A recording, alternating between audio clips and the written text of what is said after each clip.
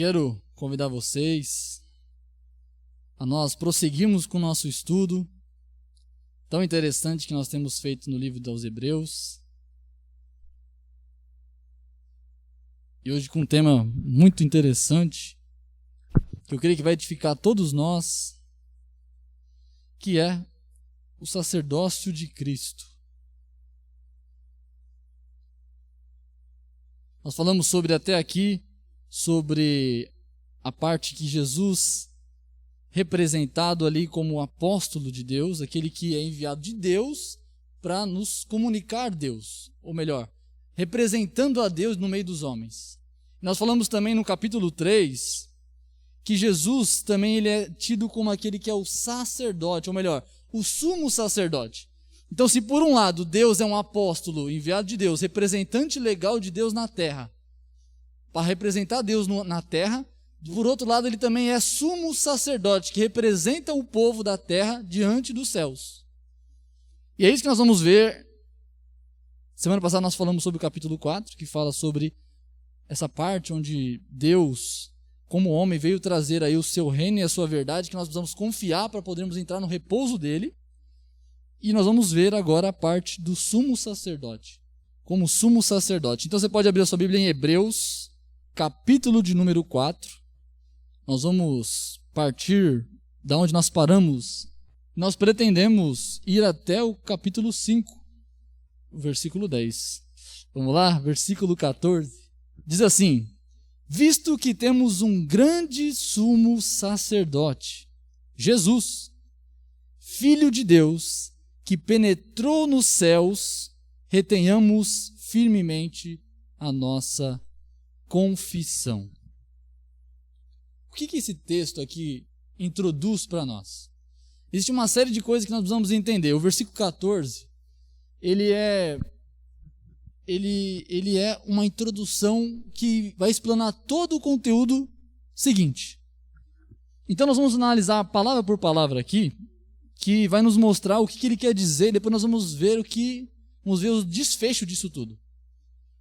Primeira coisa que ele começa aqui é, visto que nós temos um grande. O que é grande? Algo enorme, algo que é vultuoso aos nossos olhos, que chama a atenção, é algo tremendo. Ele está dizendo assim que ele é um grande sumo sacerdote. Não basta para Jesus ser sacerdote, não basta para Jesus ser sumo sacerdote, ele ainda é o grande sumo sacerdote. Olha a evidência que ele está dando para o nome de Jesus. Ele está falando assim, vocês precisam entender que Jesus ele não é qualquer sacerdote. Ele está falando para judeus. Vocês precisam entender que Jesus é o grande, é o magnífico, é o excelso, é o acima de todos os outros sacerdotes. Os outros sacerdotes eles foram incumbidos por causa que Jesus existe, porque Jesus é de fato o verdadeiro sacerdote. Eles eram só uma espécie de prelúdio do que Jesus de fato iria ser, que ele é o grande sumo sacerdote. Então a evidência grande aqui é em Jesus Cristo. Jesus Cristo é o grande sumo sacerdote. E ele diz assim, a palavra Jesus. O que essa palavra Jesus traz para mim e para você? Jesus, ele é o Deus encarnado, mas ele é o nome que é dado para Jesus quando estava em carne. Como é que Jesus era conhecido antes de se encarnar? Adonai, Elohim, era chamado de Yahvé, Javé, uma série de outros nomes que a gente pode colocar aí. O nome de Cristo, de Jesus, é o nome de quando ele se encarnou. Então ele está dando a ideia aqui, Jesus o sacerdote que se encarnou, que se tornou homem, que é verdadeiramente homem. Por que verdadeiramente homem? Porque não existe sacerdote que não seja homem. Todo o sacerdócio sempre foi baseado na tipo de gente que é homem. É humano, é para ser humano. Não é para animal. Não é o sacerdote ovelha, o sacerdote cabra, sacerdote, ou então o sacerdote anjo. Não é nem para anjos, nem para animais, é para seres humanos. O sacerdócio sempre foi assim, sempre foi para homens, humanos. Então, Jesus, e aí ele vai dizer outra coisa aqui. Se por um lado Jesus era 100% homem, por outro lado ele também era filho de Deus. E nós já vimos aqui que filho de Deus é a mesma coisa para dizer para os judeus que ele é Deus. Essa é a ideia. Nós vimos aí em João, por exemplo, João capítulo 5, versículo 18, fala assim que Jesus dizia-se filho de Deus, e eles queriam matá-lo por quê? Porque Jesus estava se dizendo igual a Deus em essência, substância. Então quando Jesus fala assim, eu sou filho de Deus, ele está dizendo em outras palavras assim, eu sou da mesma essência que Deus. Não tem diferença nenhuma. Então os judeus olharam para ele e falaram assim, está dizendo que é Deus. Como é que Deus pode dizer, um homem pode dizer que é Deus? Então eles começaram a querer matar a Jesus. E aí ele diz aqui uma parte que é a parte que é mais importante aqui para a gente entender. Depois de ele mostrar que Jesus é o grande sumo sacerdote, que ele é homem e também é Deus, ele fala assim o que ele veio fazer, o ofício dele. Qual que é o ofício dele como um grande sumo sacerdote? Não basta identificá-lo como Jesus, não basta identificá-lo como Deus, mas basta identificá-lo por que ele é grande sumo sacerdote. E o motivo está aqui. Porque ele penetrou nos céus. Penetrou nos céus. Para mim e para você, aqui com o contexto brasileiro, penetrou aos céus talvez não signifique tanta coisa. Penetrou os céus. E aí? O que isso significa? Mas para os judeus, para os hebreus, os quais essa carta foi enviada, significava muita coisa. Era motivo de consolo, era motivo de alerta, era motivo de atenção e motivo de prestígio. Quem é esse que penetra os céus? E eu vou mostrar para vocês por quê. Primeiro motivo é porque a gente precisa entender a cultura dos judeus. Existia na época de Moisés uma coisa chamada tabernáculo. Tabernáculo o que era? O povo vivia nômade, andando para cima e para baixo, então eles viviam em tendas. Então para eles, como eles se movimentavam o tempo todo, desde que eles saíram do Egito, então eles ficavam saindo e peregrinando. Então as cabanas eram forma deles morarem e se locomoverem com facilidade, porque assim como você alicerçava rapidamente a sua tenda, você também desmontava ela rapidamente para você ir embora. E aí Deus mandou fazer um lugar chamado tabernáculo, que é esse que vocês estão vendo na imagem, que era o lugar onde Deus iria se manifestar, onde ele estaria ali representado. Seria uma casa para Deus morar, vamos dizer assim, para mostrar que ele estava no meio do povo. Esse lugar era onde os sacerdotes iam. Aqui onde vocês estão vendo aí, esse perímetro aí, chamado também de átrio, né? Ele tinha mais ou menos uma espessura aqui de 25 metros por 50 metros. Esse era mais ou menos o tamanho. Não era muito grande, mas era bem grande. E aqui tem algumas divisões desse tabernáculo. Você vê aqui, por exemplo, aqui era o átrio, aqui está aquela parte externa. Aqui era o átrio. O que era o átrio? O átrio era onde era feito os sacrifícios. Aqui era o lugar, aqui, vamos colocar assim, para ficar fácil para a gente entender. Era uma espécie de churrasqueira gigante, tá? Para ficar mais fácil para a gente entender. Uma grande churrasqueira, e aqui colocava, fazia os sacrifícios, e aqui subia também o incenso. Ok? Onde eles colocavam para fazer, vou ter que ficar sem óculos. Para fazer ali, matar os animais, os cordeiros, e depois os queimar, ok? Aqui era onde, chamado de fonte, é onde eles se limpavam, para fazer a purificação. Lavar as suas mãos e assim por diante. Esse era o lugar do átrio, onde ficavam os levitas e também os sacerdotes. Mas existia um lugar, que aí era o próprio tabernáculo, que era esse segundo ambiente aqui. Então ele era dividido em 3 partes. Primeira parte, o átrio, que nós já falamos, e depois existia o lugar sagrado. Esse lugar sagrado era essa aqui, existia uma cortina aqui, e aqui eles entravam. Somente quem poderia entrar aqui eram os sacerdotes. Os levitas não poderiam entrar. Os sacerdotes entravam aqui com algumas finalidades. Primeira, existia a mesa da proposição. Aqui ficavam pães. Então eles tinham que vir aqui, retirar o pão e pôr outro. Existia também o castiçal, onde ficavam as lâmpadas. Pela lei de Deus, essas lâmpadas nunca poderiam ser apagadas. Então eles tinham que ficar o tempo todo entrando lá e colocando mais azeite, mais óleo para permanecer aceso. E existia um outro que era o incensário. O incensário era onde eles colocavam o incensário, que fazia o incenso, e ali eles colocavam as essências. E existia um terceiro ambiente além do átrio e além do lugar sagrado, que era o lugar do Santo dos Santos.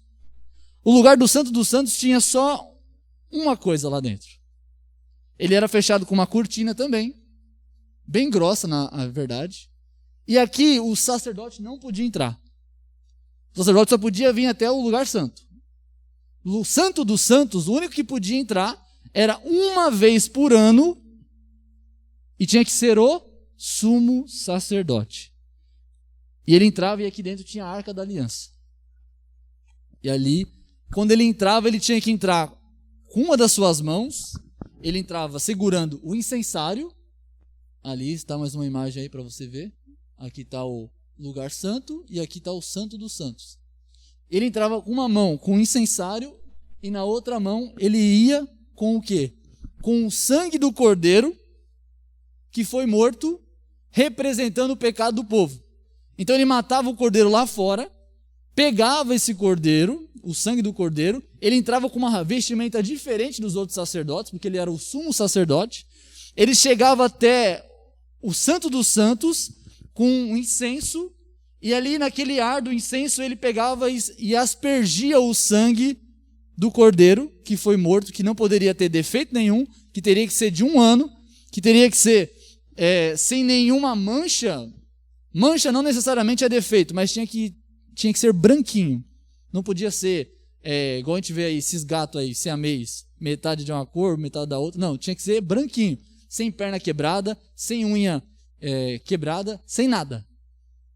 Completo, perfeito, de 1 ano. E ele levava, matava esse cordeirinho, representava o povo, e uma vez por ano ele chegava lá e aspergia 7 vezes sobre o altar, e 7 vezes sobre ele. Essa era uma forma dele purificar a si mesmo e purificar o povo diante de Deus. E no meio daquela fumaça, uma vez por ano, Deus se manifestava para quem? Para o sumo sacerdote exclusivamente, no meio daquela fumaça, na Arca da Aliança, e ali ele representava o povo com o sangue, mostrando assim, a ideia era, eu estou mostrando o sangue, é a prova de que o povo foi perdoado. Então Deus recebia aquela oferta, então ele podia sair de novo. Se o sacerdote, o sumo sacerdote, entrasse com pecado, ele morria ali mesmo. Ele morria ali mesmo. Até existiam algumas teorias que falavam que o sacerdote tinha uma corda amarrada no pé, então quando ele entrava, se ele morresse lá dentro, então eles puxavam pela corda para ninguém entrar lá e não morrer também, né? Mas na verdade não faz muito sentido. Mas possivelmente se ele morresse, eles iam lá e podiam tirar ele lá de dentro. Mas ele não podia entrar, ninguém, a não ser o sumo sacerdote. Deu para entender até aqui? Quando o texto fala assim que Jesus, o nosso grande sumo sacerdote, ele penetrou, ele entrou, o que ele está querendo dizer quando ele entrou nos céus? Ele está querendo dizer o quê? A ideia é o sumo sacerdote passando dessa cortina, entrando no Santo dos Santos. Só que aqui, o Santo dos Santos é representativo. Onde é o lugar Santo dos Santos mesmo? No céu com Deus. Então quando ele está dizendo assim, então Deus entrou no Santo dos Santos, Jesus entrou no Santo dos Santos para levar ali uma oferta diante de Deus, ele está dizendo o quê? Jesus Cristo levou de fato e de verdade diante de Deus de uma forma não provisória, não de uma forma representativa, mas de forma verdadeira e legítima.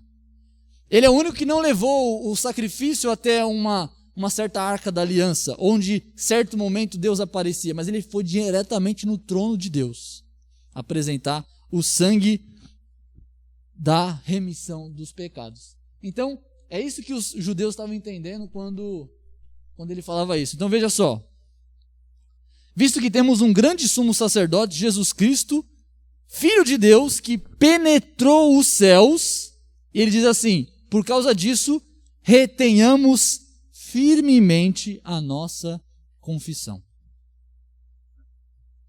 O que é retenhamos firmemente a nossa confissão? Ele está dizendo o quê? Gente, isso é tão real, isso é tão verdadeiro, que isso deve penetrar no seu coração, a ponto de você se lançar a Jesus com toda a confiança e firmeza.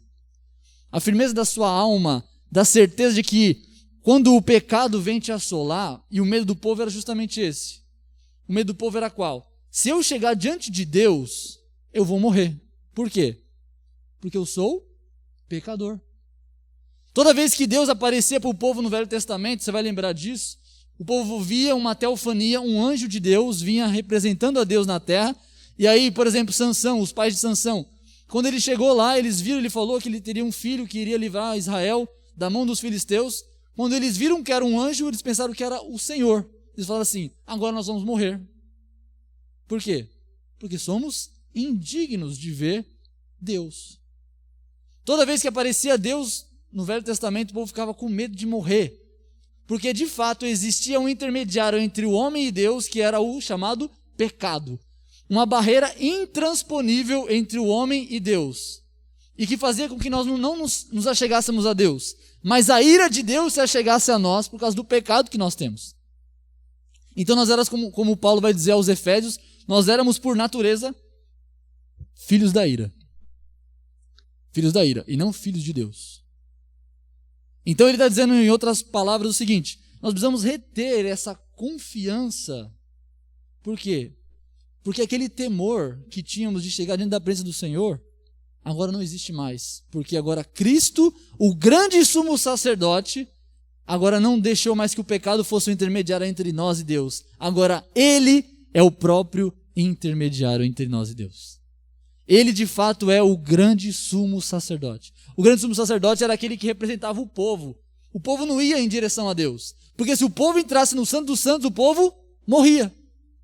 Se o povo chegasse perto do tabernáculo, o povo devia ser morto.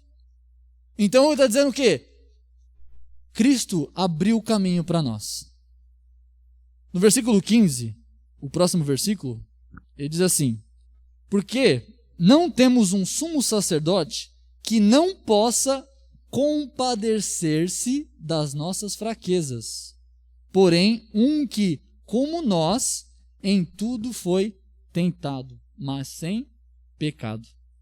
Que coisa interessante é essa? O que ele está falando? Ele está dizendo assim que o sacerdote que foi nos representar, que é Jesus Cristo, ele não é um incompassivo.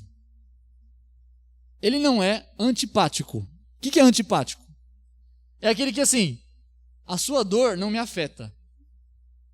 A sua dor para mim é irrelevante. As suas dificuldades pouco me importa. Deus não é incompassivo. Jesus Cristo, ele não é um sacerdote que está pouco se lixando para mim e para você. Bem pelo contrário.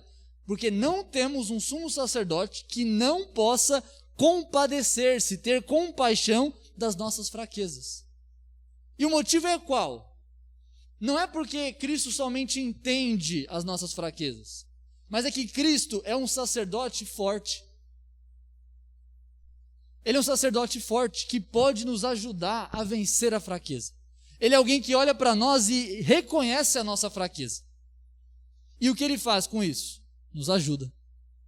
Cristo olhou para nós e viu que existia uma barreira intransponível que nossa força e o nosso próprio modo de viver, modo de agir, seria impossível alcançarmos a Deus. Então esse sumo sacerdote, ele se disponibilizou a tomar a minha e a sua dor, levar em conta o meu e o seu sofrimento, levar em conta aquilo que nós tínhamos de defeito, e ele decidiu fazer o quê? Tomar a nossa fraqueza e assumir ela como se fosse dele. E fazer o quê? Ser aquele que nos abençoa com a força. Então ele está dizendo para um povo que está sofrendo as dores, um povo que está sofrendo as angústias. Lembra que eles estavam no momento de perseguição? Por eles estarem no momento de perseguição, eles estavam precisando de ajuda. Então ele está dizendo o seguinte, esse sumo sacerdote, Jesus Cristo, ele não é só aquele que penetrou os céus, mas ele é aquele que olha para as nossas dores e fez isso por causa que ele tem compaixão de nós. E essa compaixão de Deus foi enviar Jesus Cristo para que pudesse nos ajudar nas nossas fraquezas, porque ele é, de fato, poderoso. Não é isso que o João 3,16 diz para nós? Porque Deus teve compaixão do mundo, não é isso? Porque Deus amou o mundo de tal maneira que enviou o seu Filho. É justamente isso que ele está dizendo. Porque o mundo não tinha como ir a Deus, então Deus teve que vir ao mundo. Então ele enviou o seu Filho. Esse Filho é o sumo sacerdote. Então ele diz assim mais uma coisa. Porém, olha que coisa interessante. Porém, o que é porém? Eu vou dar outro lado da moeda. Um outro jogo para você pensar também. Além dele ser o forte que fortalece o fraco, ele é também quem? Ele é, porém, um que, como nós, olha só, como nós. Por um lado, ele não é igual a nós. Qual é o lado que ele não é igual a nós? Ele é forte, nós somos fracos. Essa é a parte diferente entre nós e Cristo. Agora ele vai falar, porém, um que, como nós, em tudo foi tentado, mas sem pecado. Se por um lado Cristo é forte e nos ajuda com força, porque ele pode fazer isso, por outro lado, ele também nos entende, porque ele também sofreu tentações. Ele não só pode aperfeiçoar onde a gente não consegue ir mais além, onde a nossa força se limita e não consegue mais exceder, mas ele também é aquele que sabe as dores que eu e você sentimos no mais profundo do nosso coração. E aqui as dores, a palavra aqui em tudo, significa tudo. Engraçado, né? É em tudo. Não é só naquilo que nós sofremos na nossa carne, como você cair e, sei lá, sofrer um acidente, bater a cabeça e ficar com um galo na cabeça. Mas também aquilo que nós sentimos por dentro, as nossas angústias, as nossas tristezas. Não só isso também, não só angústia e tristeza, mas as tentações. Quando nós sentimos fragilizados por uma vontade de fazer o mal, Cristo sabe como que é ser tentado, porque ele foi tentado. Jesus foi tentado pelo diabo, que disse para ele, eu te darei o mundo, só basta você se prostrar diante de mim. Falou para ele transformar pedras em pães. Falou para ele se jogar do alto do pináculo do templo, para que os anjos viessem acudi-lo. Jesus foi tentado não só por Satanás, Jesus foi tentado por seus discípulos. Quando Pedro chega para ele e diz o seguinte, tem compaixão de ti mesmo, não vá à cruz, não se doe pela humanidade, pare de querer sofrer. Foi tentado pelos seus discípulos. Ele foi tentado pelos seus inimigos, os fariseus, que ficavam tentando o tempo todo, tentando trazer alguma forma de ele cair numa cilada. Ele foi tentado pelos seus inimigos. Não só pelos seus inimigos, ele foi tentado por aqueles pelo ladrão da cruz, por exemplo, que falou, por que você não desce da cruz e salva nós e a você também? Foi tentado por pecadores. Mas não foi só tentado por pecadores também, Cristo foi tentado pelos escarnecedores. Quem eram aqueles que não estavam na cruz como o ladrão da cruz, mas estavam também lá embaixo falando, desce da cruz se você é Deus. Jesus foi tentado de várias as formas, de todos os modos, mas sem pecado. Diferente de nós nessa parte, ele venceu a tentação. Ele passou pela tentação, mas sem conceber o pecado. A tentação em si não é pecado. A tentação é uma coisa natural. Adão e Eva foram tentados antes de haver pecado no mundo. E eles não pecaram na tentação. Eles pecaram na concepção de agir conforme a tentação. Então Jesus, ele não só nos tem poder para nos dar nas fraquezas, mas como também ele sabe como que é ser tentado, passar as aflições, viver as sensações ruins e ser tentado também contra o pecado. Então ele é alguém que pode nos representar muito bem, porque ele sabe o que nós sentimos. Então aquela sensação assim, nossa, eu acho que só eu sinto isso, acho que só eu passo por isso, acho que só eu consigo, ninguém me entende, sabe aquela ideia? Quando você está naquele momento terrível na sua vida, você fala assim, ninguém me entende, minha mãe não me entende, meu pai não me entende, meu namorado, meu marido, meus filhos, ninguém me entende? Deus entende. Deus entende. Porque ele se encarnou. Ele não só entende, mas tem poder para aperfeiçoar a minha e a sua fraqueza. Então o versículo 15, além de falar desse sumo sacerdote, Então, no versículo 16, ele conclui aqui com uma coisa bem interessante. Cheguemos, pois, com confiança ao trono da graça, para que possamos alcançar misericórdia e achar graça, a fim de sermos ajudados em tempo oportuno. Olha que coisa interessante. Como eu disse, o povo tinha medo de chegar diante de Deus. Agora Cristo abriu o caminho como sumo sacerdote em direção a Deus. E agora ele está dizendo o quê? Irmãos, agora vocês podem chegar com ousadia na presença de Deus. Agora vocês podem chegar na presença de Deus com convicção de que vocês vão ser ouvidos. Agora vocês podem chegar diante do Senhor com certeza de que Ele vai ouvir e contemplar as suas orações e os seus pedidos. Por quê? Porque agora nós temos livre acesso a Deus. Antes, para chegar no Santo dos Santos, existiam várias cortinas, várias barreiras, vários empecilhos, várias coisas que nós não podíamos penetrar porque seríamos mortos. Mas agora Cristo abriu esse caminho, então cheguemos, entremos com confiança ao trono da graça. Trono por quê? Porque Deus é Senhor, porque Deus é Rei. Como nós cantamos aqui, Ele é o Rei das nações, Ele é o Rei do universo, Ele é o Rei de todas as coisas. Quando Ele fala assim, chegamos ao rei, você precisa lembrar talvez como os reis trabalhavam antigamente. Quando o rei estava sentado no seu trono, se ele não estendesse o seu cedro para as pessoas que queriam falar com ele, a pessoa não podia chegar perto dele. Se ela chegasse perto dele, ele podia dizer assim, está condenado, porque eu não permiti você entrar. Você pode lembrar talvez disso lendo o livro de Esther, quando ela vai chegar diante do rei Assuero. O que acontece? Ele tem que dar permissão para ela entrar, senão ela não pode entrar. Deus deu a permissão por causa do quê? Por causa que Cristo, como sumo sacerdote, chegou diante de Deus, oferecendo o seu próprio sangue, para que nós pudéssemos ser perdoados por Deus definitivamente. Então nós podemos entrar com confiança, não porque nós somos bons, não porque nós fazemos coisas boas, não porque a gente pode, tem legitimidade para chegar diante de Deus com ousadia, não é porque Deus gosta de crente ousado, não é nada disso. É porque Cristo ofereceu um sacrifício perfeito. Perfeito. É o nosso lema de ousadia. O lema de ousadia não é pelo que a gente fazemos, mas é pelo que Ele fez por nós. Então, se Cristo entrou no Santo dos Santos e nos colocou diante de Deus, nós agora temos paz com Deus. Então, nós podemos entrar e cear com Deus e também fazer pedidos. Qual pedidos? Ele fala aqui sobre 2 tipos de pedido.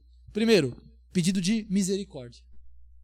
Misericórdia por quê? Porque nós, por mais que fomos perdoados, nós continuamos a pecar.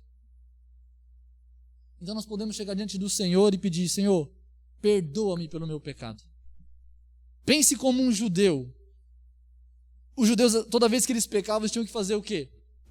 Ir até o sacerdote, levar um cabrito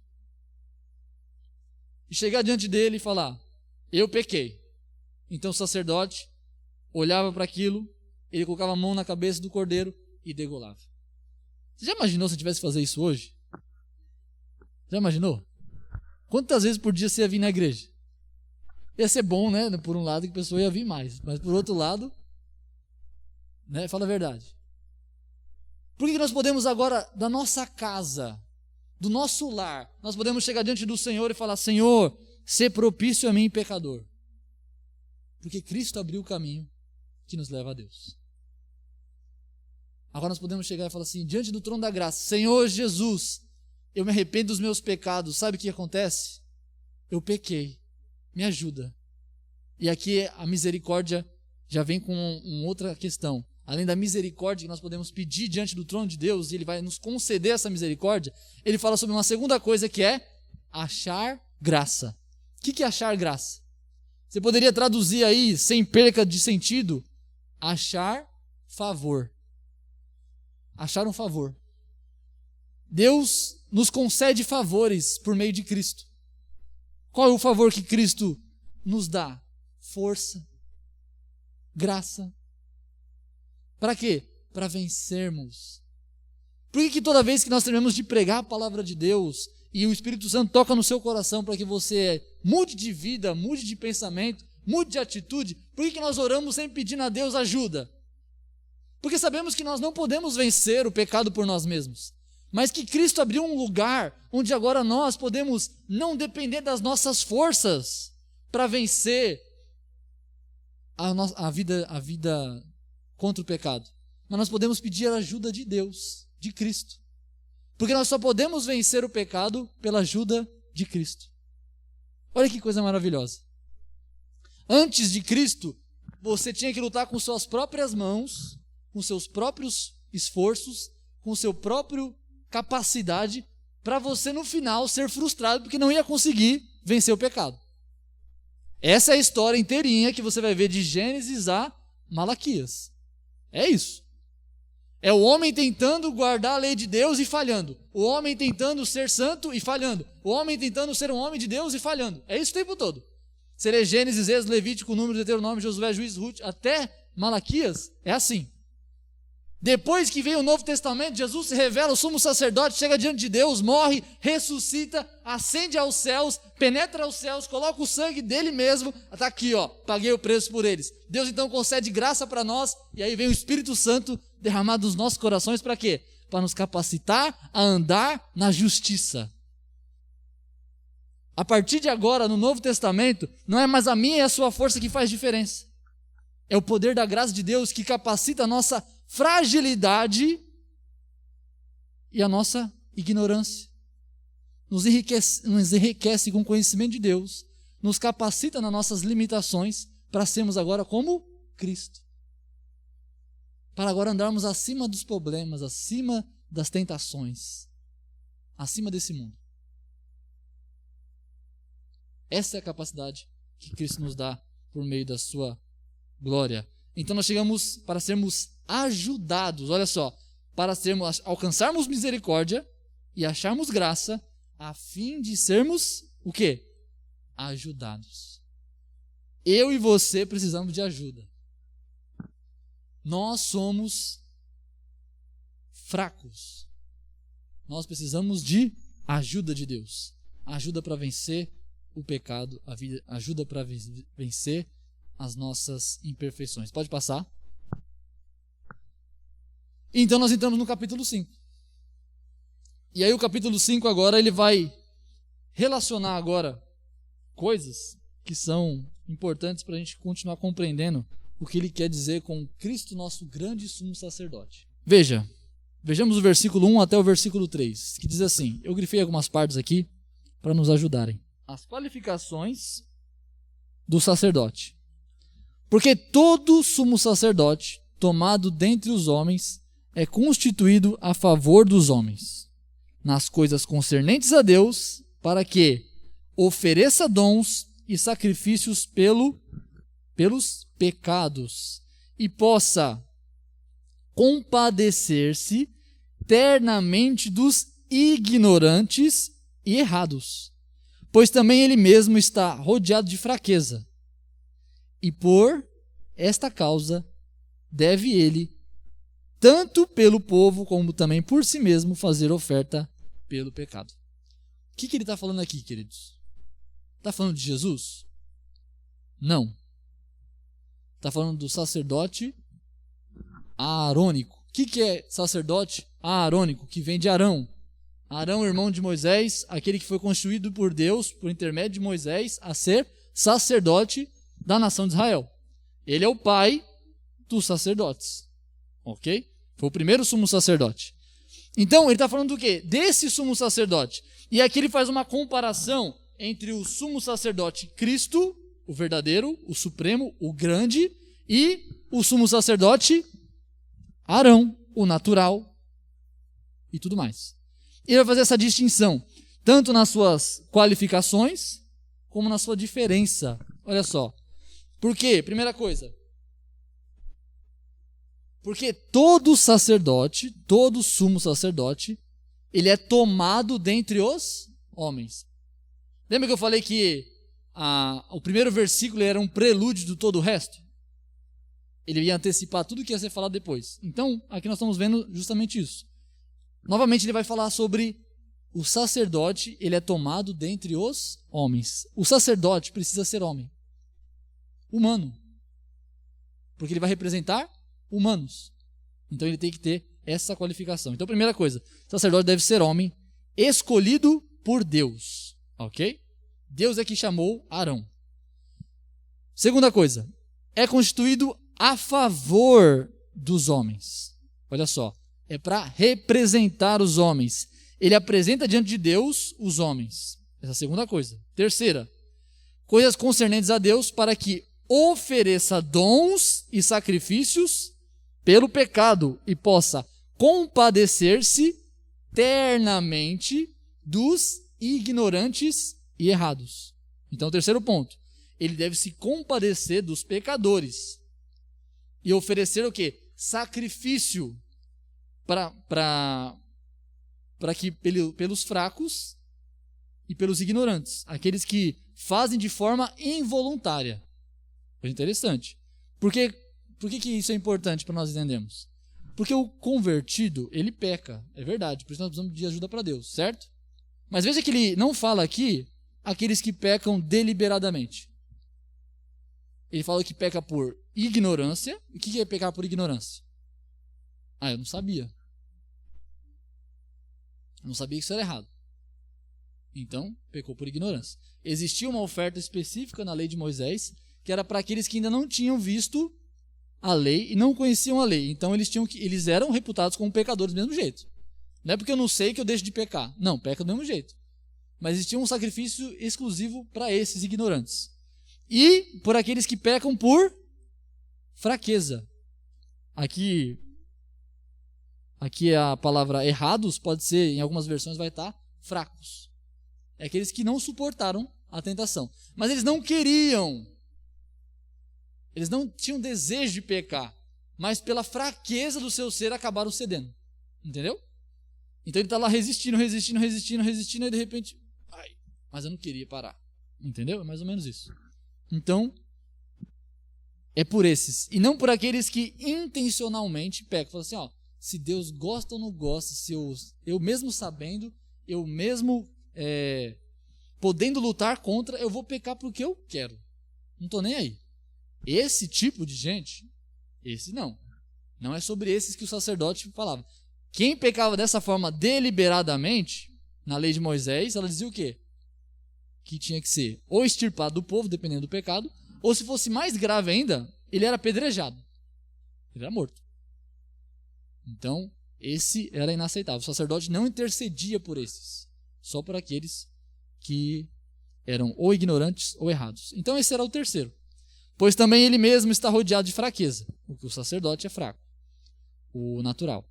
E por esta causa deve ele tanto pelo povo, como também por si mesmo fazer oferta pelo pecado. Então, tanto pela sua ignorância, como pela ignorância dos outros, o sacerdote vai fazer o quê? Sacrifício não só por eles, pecadores, mas por si mesmo. Porque ele também é pecador. O sacerdote nunca é retratado na Bíblia como alguém santo. Não. Por isso que ele tem que fazer sacrifício por ele mesmo, porque ele é pecador. E aí, o que nós vemos aqui? Nós vemos a diferença entre o sacerdote natural, vamos dizer assim, que é o araônico, e o sacerdote Cristo. Primeiro, se o sacerdote deve ser homem escolhido por Deus, Jesus é totalmente homem e ele é escolhido por Deus como filho de Deus. Olha só, Cristo é sumo sacerdote mais do que Arão. Por quê? Arão foi escolhido sumo sacerdote por meio de quem? Por meio de Deus e depois por meio de Moisés. E Jesus? Por meio de Deus direto. Então ele é supremo. Porque ele não é só escolhido como sumo sacerdote, mas ele é o próprio Filho de Deus. Então ele é supremo. Segundo, Jesus penetrou os céus e pôde melhor representar-nos em nossas aflições, pois morreu, ou melhor, pois sofreu maiores aflições do que nós. Então, se o sacerdote tinha que compadecer dos fracos, ou seja, entender os fracos nas suas fraquezas e entender os ignorantes na sua ignorância, Jesus pode muito mais. Por quê? Porque ele conhece o meu e o seu coração mais do que qualquer um. Então, se a gente acha que pode conhecer o coração do outro e pode talvez entender um pouco do sentimento, porque eu entendo o sentimento, eu entendo o sentimento da Carla, porque eu já passei por algo semelhante. Esse é um tipo de compreensão. Mas agora Cristo, ele não entende um pouco, ele entende completamente. Então ele pode representar a Carla nos seus sentimentos de uma forma completa e plena, mais do que ela tem consciência. Mais do que ela pode talvez entender sobre isso. Então Cristo, ele é maior porque ele penetrou os céus, e não só isso, mas ele representa muito mais porque ele sofreu muito mais e conhece muito mais. Terceiro, Jesus ofereceu o sacrifício do seu próprio sangue e não precisou oferecer pelos seus pecados, pois era perfeito. Aqui mais uma vez, a qualificação do sacerdote. Jesus tinha todas as qualificações do sacerdote, mas as qualificações deles eram ainda maiores, superiores do que do sumo sacerdote natural. Por quê? Qual é essa última que eu estou dizendo? Porque ele não ofereceu o sangue de carneiro, de cabra. Ele não teve que oferecer sacrifício pelo seu próprio pecado. Cristo chegou diante de Deus, penetrou os céus para oferecer o seu próprio sangue. E esse oferecer o seu próprio sangue é o sangue legítimo, é o sangue puro, é o sangue derramado com perfeição, é o sangue sem mácula. Então ele não precisa fazer esse sacrifício por si mesmo e depois oferecer junto com o sacrifício por si mesmo o do povo. Ele oferece só o do povo, então é mais eficaz, é mais verdadeiro. Entenderam? Deu para entender até aqui? Então essas são as qualificações do sacerdócio.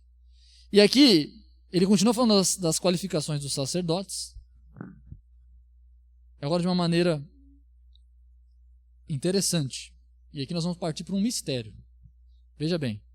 Vamos ler o versículo 4 ao versículo 6. Diz assim: E ninguém toma para si esta honra. Qual honra? Senão o que é chamado por Deus, como Arão.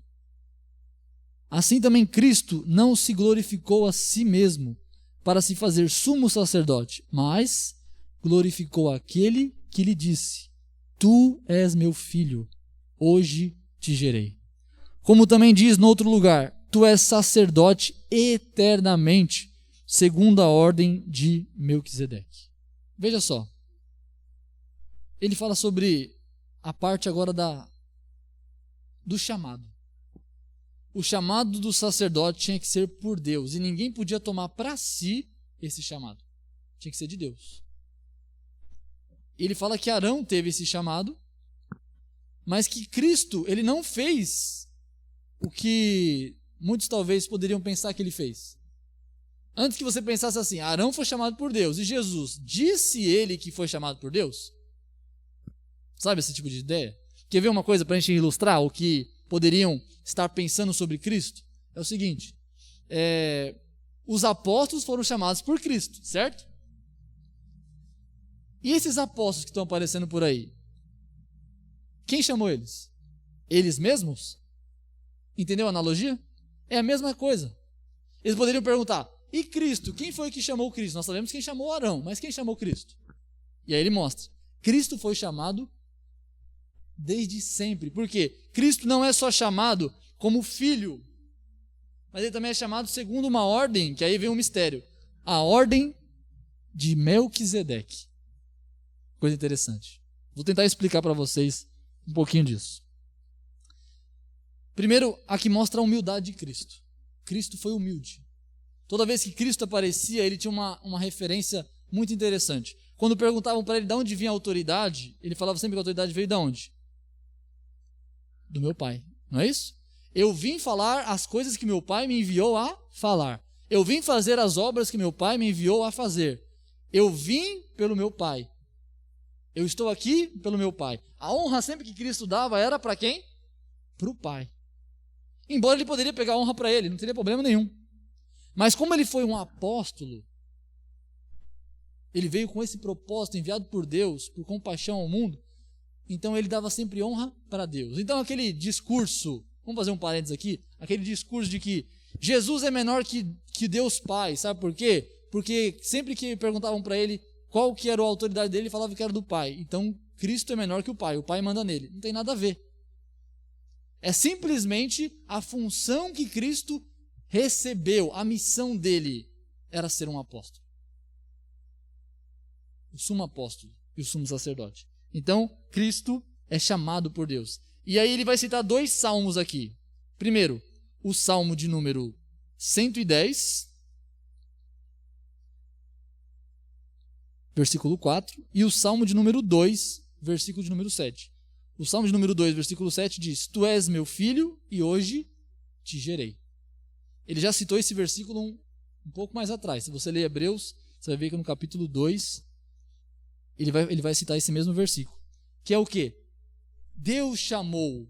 O gerei aqui não é que ele teve um nascimento. Nós já falamos sobre isso. Significa que ele foi ungido, foi colocado, foi autorizado por Deus. Então Deus autorizou ele como filho para ser representante da nação. E aí ele cita agora Salmo 110. E aqui é muito interessante. Tu és o sacerdote eternamente segundo a ordem de Melquisedeque. Aí fala assim, mas existe a ordem de Arão para sacerdote. Qual que é a ordem de Melquisedeque? A verdade é, quem é Melquisedeque? Já ouviu falar? Melquisedeque é um personagem que aparece no livro, exclusivamente no livro de Gênesis e no livro de Salmos, só. Ele é um personagem que aparece na história de Abraão. Abraão foi libertar Ló, da terra de Sodoma e Gomorra, quando Sodoma e Gomorra foram dominadas por outros reinos. Teve uma guerra, Sodoma perdeu e foram levados escravos toda a população de Sodoma. E quem estava morando em Sodoma? Ló, sobrinho de Abraão. Então Abraão era poderoso, pegou um exército e foi atrás fazer o quê? Lutar contra esse reino que levou escravo seu sobrinho. Ele foi lá, entrou, venceu a guerra, trouxe seus sobrinhos de volta, e aí, como era a cultura da época, ele podia ficar com os despojos da guerra, com as riquezas da guerra. Só que o que acontece? Abraão chega diante de um sacerdote que também era rei de Salém, cuja Gênesis não responde, só fala que ele era um sacerdote do Deus vivo. Veja, nós estamos falando de Abraão, gente. Abraão veio muito antes de Moisés. Muito antes de Moisés. Antes do Egito, antes de tudo isso. Ele é o patriarca de Israel. E já existia sacerdote. A pergunta é, que sacerdote é esse? Quando que ele começou a ser sacerdote? Quando ele começou a ser rei? Porque não podia ser rei e sacerdote ao mesmo tempo. Quando ele foi instituído? Quem é a descendência dele? E quem é o sucessor dele? Não se sabe. Só se sabe que ele era um sacerdote, que era um rei de Salém, que Salém é paz, basicamente, e que ele adorava o rei dos reis, senhor dos senhores, que é o Deus da Bíblia, e era um sacerdote legítimo. E Abraão faz o quê? Pega os despojos e dá o dízimo para ele. Mostrando aí que ele reconheceu que ele era um sacerdote de fato. E aí parece que muitas interpretações apareceram, tá? Se você vai ver, tem várias interpretações sobre o que é Melquisedeque. Alguns falam que de fato Jesus veio em uma outra época e se encarnou como Melquisedeque e tal, mas isso é loucura. Existem outras que falam que Melquisedeque era uma espécie de anjo que não tinha descendência e por isso estava ali. Mas loucuras à parte. O que o texto parece dizer para nós é o seguinte: dizer que Melquisedeque, como ele era uma figura que ninguém sabia a sua genealogia, a sua descendência, a sua sucessão, só sabia que ele era um sacerdote legítimo de Deus, então ele usa essa ilustração para mostrar que tipo de ordem Cristo também é. Cristo não é de uma ordem ariônica, que tem descendentes, que tem sucessores, mas ele é de um sacerdócio que é eterno, que não tem começo e não tem fim, que não tem posteridade, não tem alguém que vai assumir maior do que Arão, vai assumir o trono de sumo sacerdote a partir de agora. Não vai ter uma descendência depois disso. Cristo é único e suficiente e perfeito. Ele é tão perfeito como o sumo sacerdote que não existe outro igual. Ele é de uma geração que não tem começo e que não tem nada para... É tipo simplesmente assim, ó, tum, é isso. Não tem explicação, não tem nada em volta maior do que ele. É ele e só. Então parece que ele usa essa ideia para dizer a respeito de Cristo. Cristo é da ordem, não de Arão, mas da ordem de Melquisedeque. Entenderam? Fez sentido? Então aqui ele mostra aí como que Arão é a diferença da ordem de Cristo. Não só Arão é inferior a Cristo, mas também que Cristo é de uma outra ordem superior, que é a ordem de Melquisedeque. E aí nós vamos então para a última parte, que é quando ele fala sobre a fidelidade e o sacrifício. A fidelidade do sacrifício que Cristo viveu. Eu chamo a sua atenção para olhar esse texto aqui, para concluirmos algumas coisas bem interessantes, que diz assim: o qual, que é Cristo, nos dias da sua carne, oferecendo com grande clamor e lágrimas, orações e súplicas ao que podia livrar da morte, foi ouvido quanto ao que temia. Ainda que era filho, aprendeu a obediência por aquilo que padeceu. E sendo ele consumado, veio a ser a causa de eterna salvação para todos os que lhe obedecem. Chamado por Deus, sumo sacerdote, segundo a ordem de Melquisedeque. Olha que coisa interessante. Eu sei que já tem conteúdo demais aqui, mas aqui tem mais um pouco. E para a gente fechar, vamos ver algumas coisas importantes. A primeira delas é que ele faz uma lembrança de como Cristo viveu aqui na terra. Se você lembrar bem, um pouco antes de Jesus ser crucificado, ele passou por um lugar muito conhecido que é o Getsemane. O que aconteceu no Getsemane? Jesus chega diante de Deus e começa a sofrer. Jesus, lembrando que ele passou por tentações, dificuldades como nós, mas não pecou, como o texto já bem disse. Só que ele lembra dessa cena e lembra que ele clamou com lágrimas. E aqui o texto fala assim que ele, nas orações e súplicas, a palavra súplica aqui pode ser traduzida por gritos. É como se Deus estivesse no Getsemane, na pessoa de Jesus, gritando amargamente, pedindo: Deus, meu Deus, se possível, afasta de mim esse cálice. Cristo temia como homem, e sabendo da ira de Deus, ele temia o preço do pecado sobre ele. Jesus não estava preocupado simplesmente com a dor física das chicotadas, com a dor dos pregos, por mais que a gente tenha aflição por isso, e ninguém de nós quer passar por isso, e nem Cristo também ia querer passar por isso. Mas ele olhou para tudo isso e ele olhou mais pela ira de Deus, o poder de Deus esmagando, assim como diz em Isaías 53.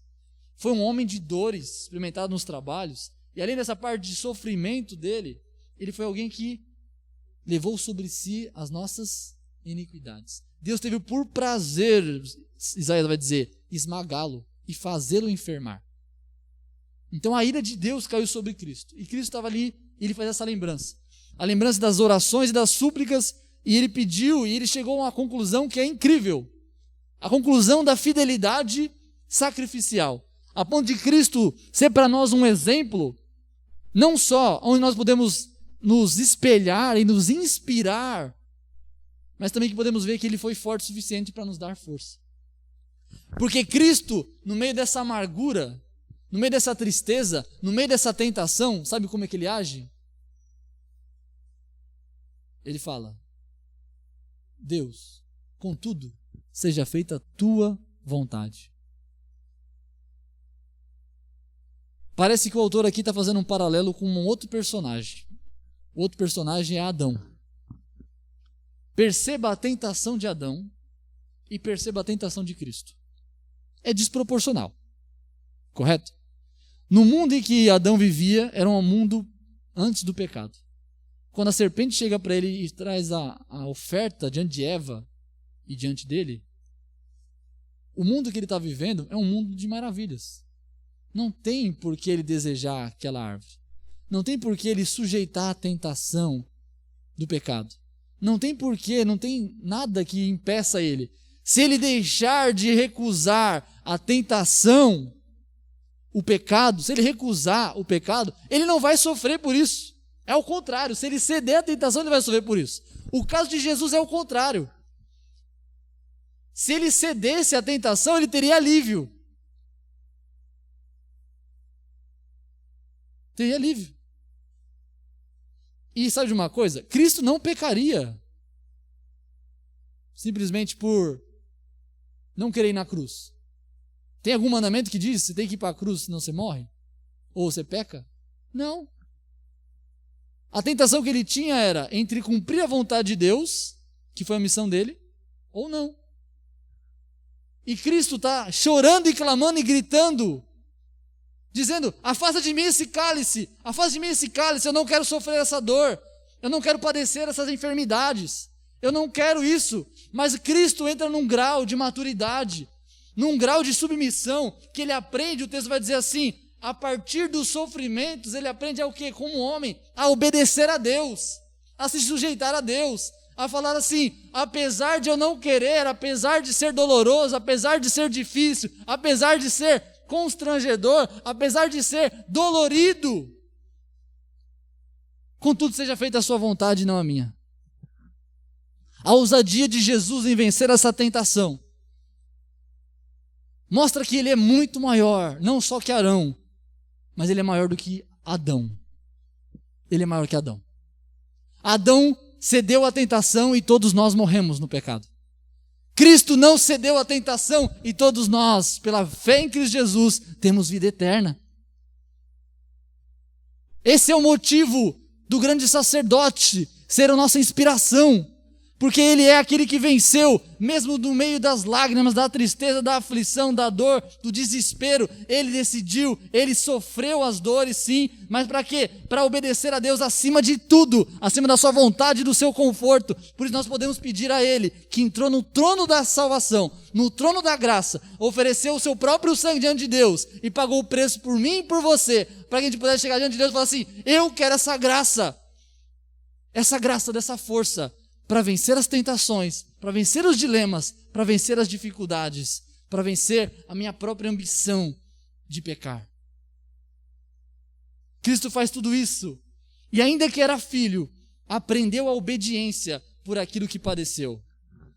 E sendo ele consumado, veio a ser causa de eterna salvação para todos os que lhe obedecem. Uma coisa interessante aqui, para nós entendermos, para que ninguém pense, essa tradução não está bem feita. A palavra aqui que fala sobre a obediência, para nós traz a ideia de que talvez Cristo não fosse obediente, ele passou através da dor se tornar obediente. Não é essa a ideia. O texto mostra assim que apesar das pressões, tentações, dificuldades, dores e tudo mais, Cristo permanecendo, no gerúndio, permanecendo fiel, perfeito. Então ele venceu mesmo através do sofrimento, ele permaneceu perfeito. Por isso que não conseguiram achar uma palavra aqui, então tivesse que fazer um processo. Qual que é o processo na língua portuguesa, para você entender? Então ele obedecendo, agindo em obediência, ele padeceu. Mas não. A ideia é, ele sendo perfeito, mesmo com as dificuldades, permaneceu perfeito até padecer. Quando ele morreu, e depois ele ressuscitou e foi assunto aos céus. E a segunda coisa interessante aqui para mim e você, para a gente fechar isso aqui, e sendo ele consumado, consumou o sacrifício, veio a ser causa da eterna salvação para todos que lhe obedecem. Veja, a implicação da eterna salvação. O que é eterna salvação? Que não acaba, certo? Não tem fim. Salvação que não para, não tem limites. Uma salvação por tempo não só indeterminado, mas sem fim, sem tempo para acabar. Só que aqueles que recebem essa vida eterna, eles são o quê? Eles recebem também uma graça, um poder de Deus. Para quê? Para serem obedientes. Então, quando Cristo nos salva e dá para mim e para você eterna salvação, não é para a gente falar assim: eu tenho eterna salvação, então agora eu vou passar eternamente a vida pecando. É eterna mesmo, não vai acabar. Há muitos que usam esse tipo de argumento, mas o texto aqui é bem claro. A eterna salvação que Deus nos deu é para permanecermos e nos dá uma graça para podermos viver uma vida de obediência. Não é a obediência que nos dá a eterna salvação. É a eterna salvação que nos dá a capacidade para obedecer. E é nisso que nós vivemos. Uma vida de sermos inspirados por esse Cristo, sumo sacerdote, que venceu as tentações para dar para mim e para você uma eterna redenção. Amém? Glória a Deus. Isso é motivo da nossa alegria. Eu quero terminar aqui com as aplicações, rapidinho aí, para a gente aplicar esse estudo no nome de Jesus. Vamos citar rapidinho aqui o que nós aprendemos. Jesus é o grande sumo sacerdote. Ele é grande. Ele é acima de todos. Jesus entrou nos céus para nos justificar. Olha que bênção. Jesus se compadece de nós e das nossas fraquezas. O Senhor te assiste, querido. Você não está sozinho. Você não está sofrendo sozinho. Você não vai sofrer sozinho. Cristo sabe e se compadece. E nós podemos chegar no trono dele e pedir misericórdia e graça. Jesus nos fortalece porque ele é forte. Nós temos força de sobra em Cristo para nos dar e nos ajudar. Jesus nos dá graça contra as tentações. Por isso, quando você se sentir tentado, peça ajuda a Deus. Peça ajuda para Deus, que Ele nos dá. Jesus entende nossas dores, pois sofreu dores piores. Deus te entende quando você sofre. Jesus nos deu passagem livre para Deus. Nós temos acesso a Deus agora. Nós podemos aqui, daqui a pouco, orar e falar com Deus e sermos ouvidos por causa do que Cristo fez por nós. Jesus é maior que a ordem de Arão. Jesus nunca pecou e por isso ofereceu seu próprio sangue. Ele não precisou oferecer sacrifício por si mesmo. Jesus foi ungido por Deus como grande sumo sacerdote. Foi Deus que ungiu Cristo. Jesus resistiu o pecado de forma eficiente e total. Outro. Jesus aceitou a vontade de Deus, mesmo sendo o que ele temia. Jesus, como homem, se sujeitou e reivindicou a sua própria conforto e vontade para fazer a vontade de Deus. Jesus permaneceu perfeito, mesmo diante de todo o universo de pecado, diferente de Adão, que todo o universo de bênção e de santidade, de liberdade, permaneceu desobediente. Jesus nos dá graça para sermos obedientes e agradáveis a Deus. Jesus é nossa eterna salvação. Jesus deve ser nossa firme confissão. Essa é a mensagem que Deus trouxe para aqueles judeus e trouxe para nós nessa noite. Nós possamos olhar para esse grande sumo sacerdote e possamos reconhecer a força que ele tem, a fraqueza que nós temos, a graça disponível que ele nos deu e que nós possamos viver uma vida de confessar que ele é nosso Senhor, que ele é nosso Salvador, que é dele que precisamos, é ele que queremos. Amém?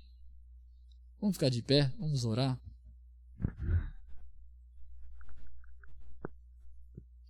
Querendo pegar meu óculos aqui, estou sem óculos. Vamos lá, feche seus olhos, vamos falar com esse Deus. Maravilhoso Deus, entramos na tua presença por aquilo que Cristo fez, abrindo o caminho para nós. Obrigado por esse acesso grandioso. Obrigado por essa redenção tão maravilhosa. Obrigado por esse exemplo tão perfeito.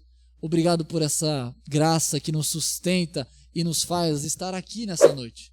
O que nos atrai a Ti é o Senhor. O que nos atrai a Ti é o Teu poder e o Teu amor. O Senhor nos abriu a mente, o Senhor nos abriu o coração, o Senhor venceu o pecado e nos transformou em filhos obedientes. Obrigado, meu Deus. Que essa palavra venha entrar nos nossos corações e venha, Senhor, nos trazer a confessar sempre o Senhor, ser o alvo da nossa confissão, ser o alvo da nossa fé, da nossa confiança, ser sempre a obra do Senhor que foi feita no nosso lugar para nos fazer ligados a Deus novamente. Essa é a verdadeira religião. Essa é a verdadeira verdade. Essa é a verdadeiro socorro que nós temos. Nos abençoe, nos ajude nessa caminhada a vivermos confessando, a vivermos, Senhor, dependendo de Ti, pedindo a Tua graça, a Tua ajuda, a Tua misericórdia, sabendo que, com certeza, nós temos esse acesso a Deus. Em nome de Jesus te agradecemos. Amém. Glória a Deus.